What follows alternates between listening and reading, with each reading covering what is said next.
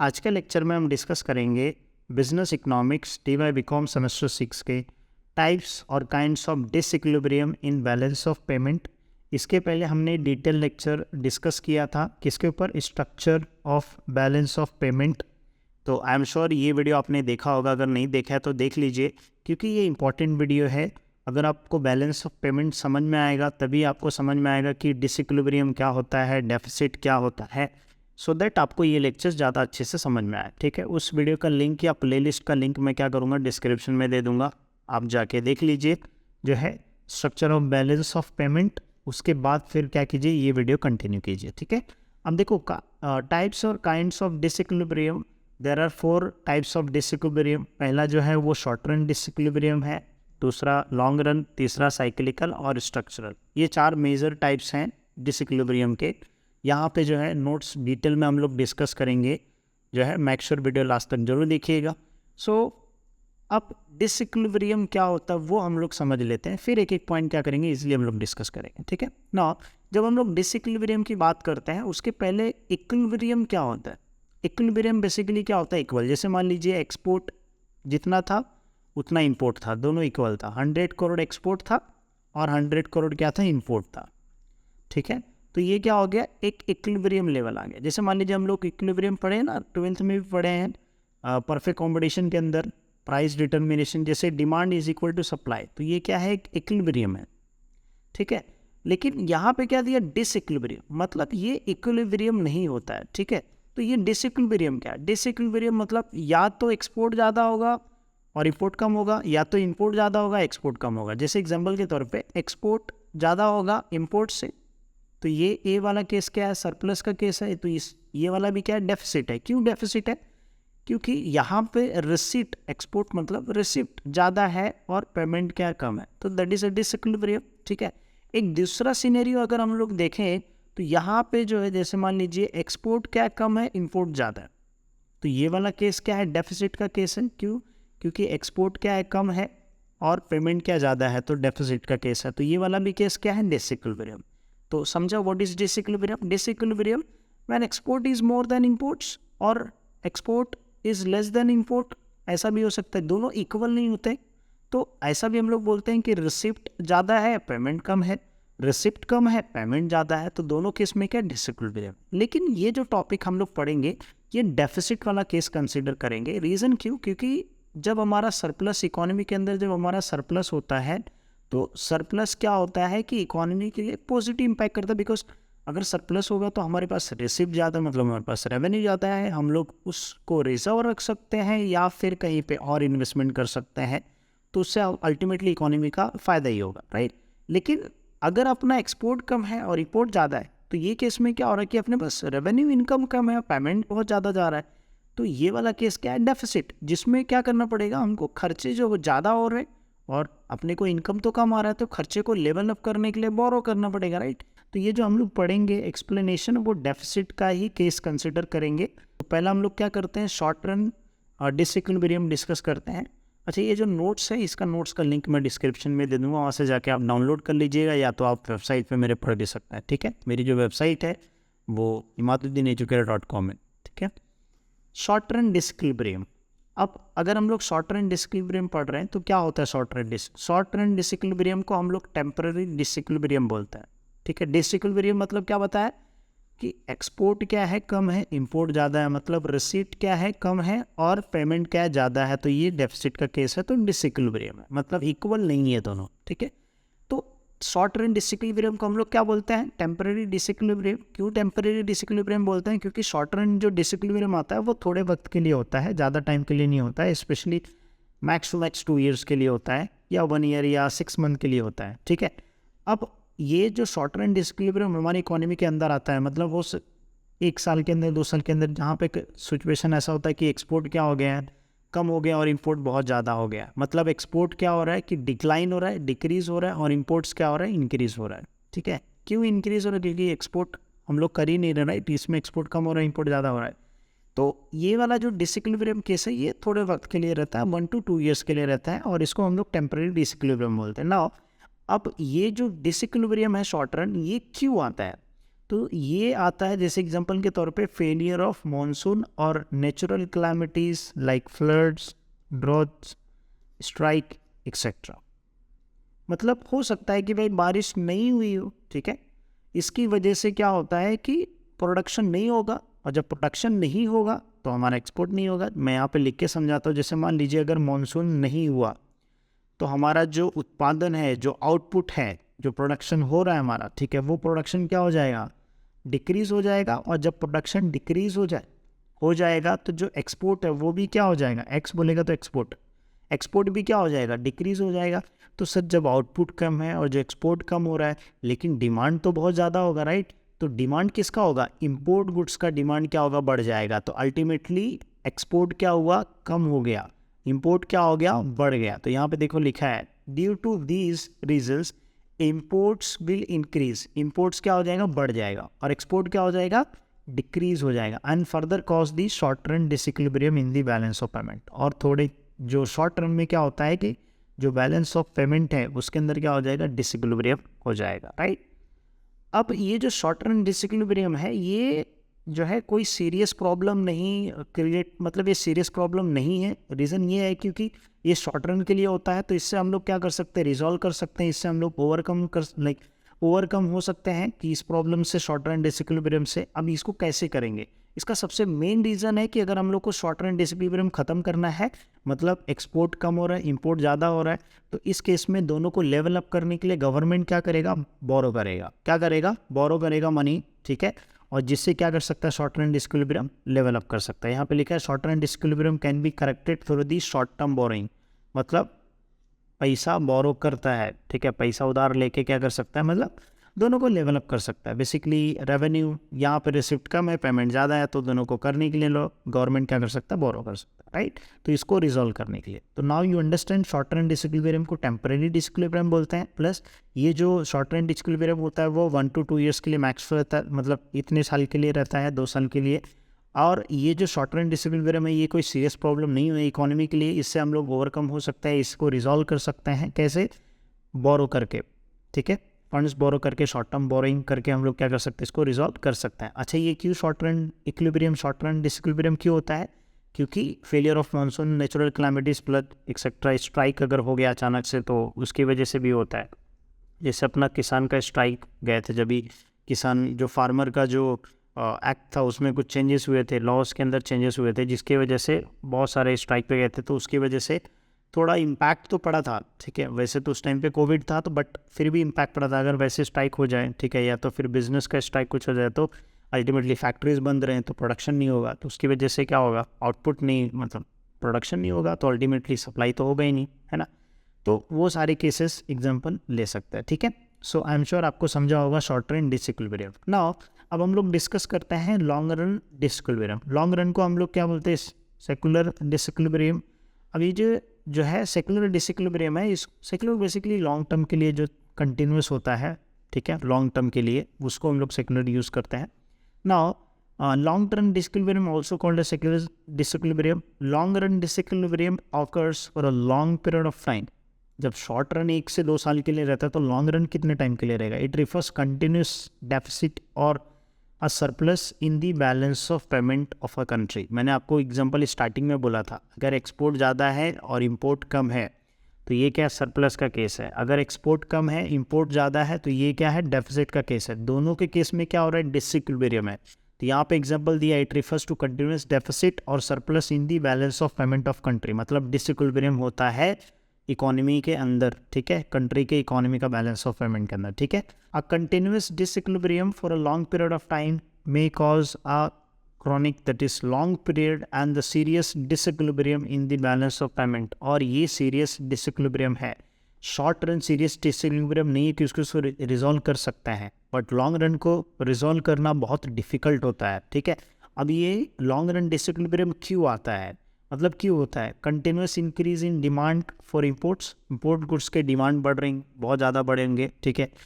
और continuous decline in export, अपना export क्या हो रहा है, कम हो जा, अगर कंट्री का एक्सपोर्ट कम हो जाता है और इंपोर्ट्स बहुत ज़्यादा हो जाता है, हम लोग इंपोर्टेड गुड्स ज़्यादा डिमांड करते हैं। नाउ क्वेश्चन होगा कि हम लोग इंपोर्टेड गुड्स डिमांड कब ज़्यादा करेंगे और एक्सपोर्ट हम लोग कम कब, डिक्लाइन कब होगा। जैसे मान लीजिए कि हमारा प्रोडक्शन कम हो गया है, ठीक है, तो अल्टीमेटली इंपोर्टेड गुड्स के डिमांड क्या हो जाएंगे, बढ़ जाएंगे, क्योंकि हमारे इधर स्कैर्सिटी हो गया है, तो अल्टीमेटली क्या होगा, इंपोर्ट्स बढ़ जाएगा, इंपोर्टेड गुड्स के डिमांड बढ़ जाएंगे, और हमारा जो एक्सपोर्ट होगा वो प्रोडक्शन नहीं हुआ, इसकी वजह से क्या होगा, वो डाउनफॉल हो जाएगा, ठीक है।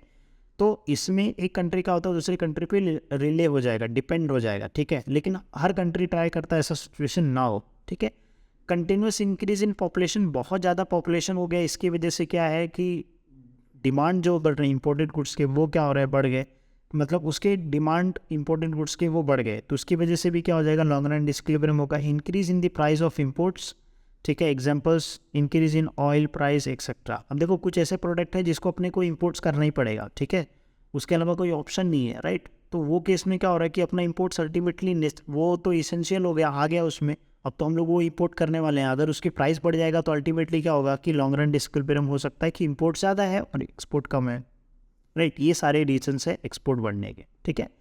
जहाँ पे एक्सपोर्ट क्या हो रहा है, कम हो जाएगा, एक्सपोर्ट क्या हो जाएगा, कम हो जाएगा, और इंपोर्ट क्या हो जाएगा, ज़्यादा हो जाएगा, तो ये डिसइक्विलिब्रियम, लेकिन ये लॉन्ग रन के लिए होता है, ठीक है ना। अगर ये लॉन्ग रन डिसइक्विलिब्रियम आपको समझा कि इसको हम लोग जो है सेक्युलर डिसइक्विलिब्रियम बोलते हैं, ये ज़्यादा वक्त के लिए होता है इकोनॉमी के अंदर, ठीक है, और ये एक सीरियस प्रॉब्लम है। ये क्यों होता है डिसइक्विलिब्रियम, क्योंकि इंपोर्ट जो होता है वो बढ़ जाता है, एक्सपोर्ट कम हो जाता है, ठीक है, पॉपुलेशन के बढ़ने की वजह से, प्राइजेस इंपोर्ट गुड्स के बढ़ने की वजह से, ठीक है, उसकी वजह से होता है ना। इसका सॉल्यूशन क्या है, इसका सॉल्यूशन एक ही है कि इंटरनेशनल मॉनेटरी फंड है, ठीक है, ये जो ऑर्गेनाइजेशन है, इंटरनेशनल ऑर्गेनाइजेशन, तो ये क्या करता है, हर इकोनॉमी का स्ट्रक्चर जो है रिसर्च करता है, ठीक है। अब मान लीजिए कि जैसे बांग्लादेश की इकोनॉमी, या फिर रिसेंटली एग्जांपल ले सकते हो श्रीलंका की इकोनॉमी, ठीक है। अब श्रीलंका की जो इकोनॉमी है वो पूरी तरीके से जो है डाउनफॉल उसके अंदर हो गया, तो अब उसकी इकोनॉमी को पूरा रिसर्च करना, और IMF क्या करेगा, रिसर्च करेगा, और उसको फिर एक सजेस्ट मेजर पॉलिसी क्या करेगा, सजेस्ट करेगा कि आप ये सारे चेंजेस करो, और फिर क्या कर सकते हो, आप रिजॉल्व कर सकते हो लॉन्ग रन डिसइक्विलिब्रियम, राइट। तो ये एक ही सॉल्यूशन है कि भाई जो इंटरनेशनल मॉनेटरी फंड जो रिसर्च करता है, वो जो मेजर्स सजेस्ट करता है, ठीक है, कंट्रीज़ को, वो क्या करना चाहिए, अडॉप्ट करना चाहिए, सो दैट क्या करे कंट्री जो लॉन्ग रन डिसइक्विलिब्रियम है उसको क्या कर सके, सॉल्व कर सके, ठीक है।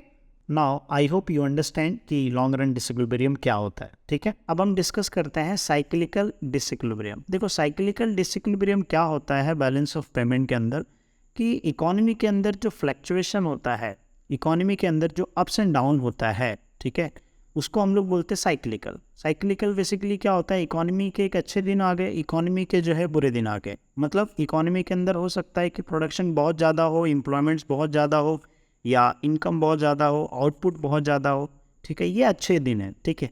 अगर जो है इकोनॉमी के अंदर डाउनफॉल है तो हो सकता है एम्प्लॉयमेंट कम हो रहा है, ठीक है, हो सकता है इनकम कम हो रहा है, आउटपुट कम हो रहा है, इन्वेस्टमेंट कम हो रहा है, तो वो भी क्या है, एक डाउनफॉल है।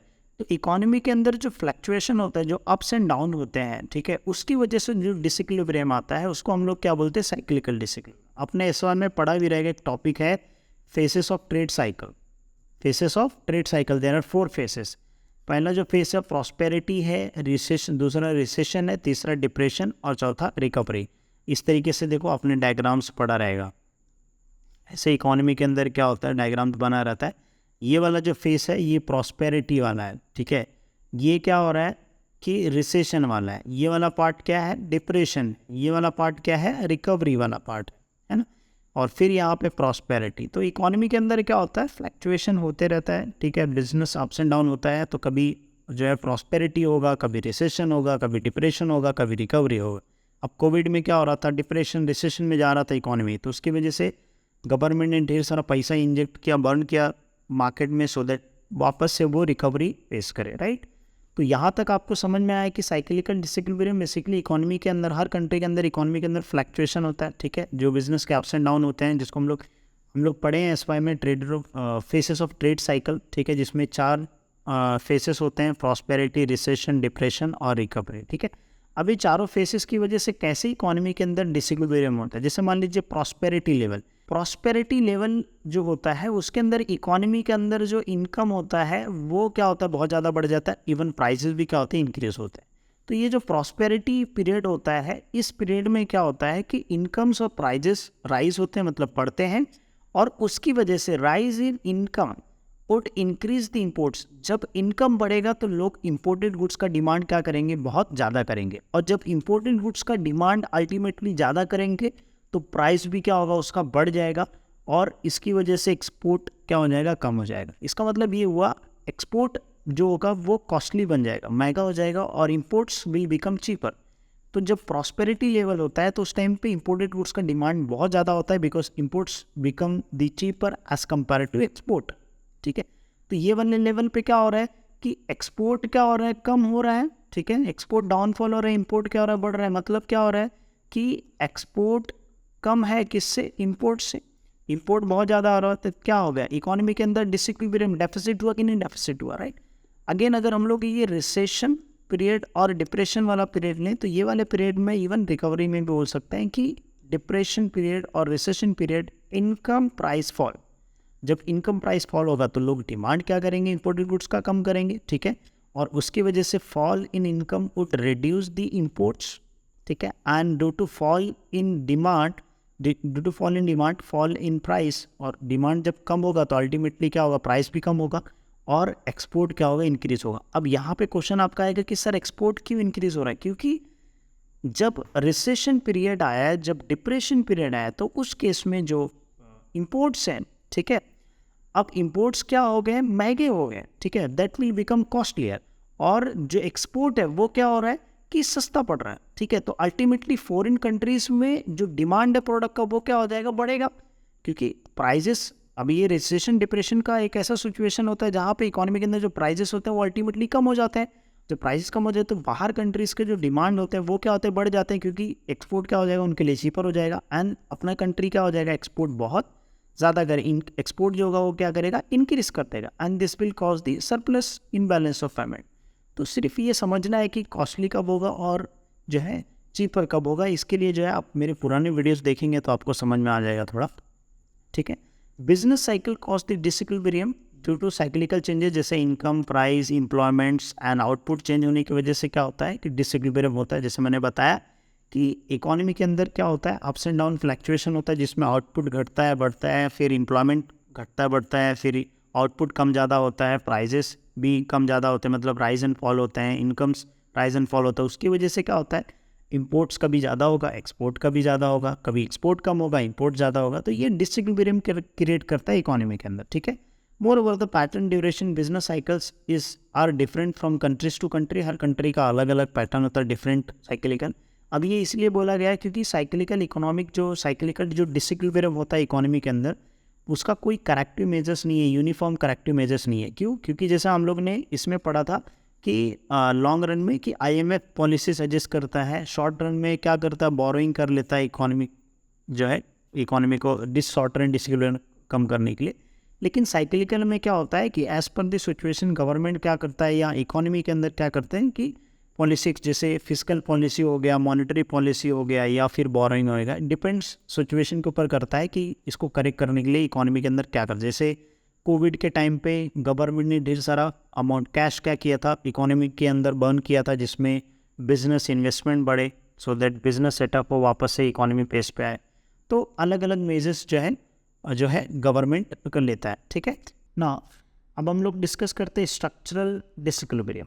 अब स्ट्रक्चरल डिसइक्विलिब्रियम क्या होता है sir? Structural disequilibrium basically economy का स्ट्रक्चर चेंज कर, इस इकोनॉमी के अंदर रिफॉर्म लेके आना। ठीक है, जैसे हम लोग ने एग्जाम पढ़ा था सेमेस्टर 5 में, NEP न्यू इकोनॉमिक पॉलिसी 1991।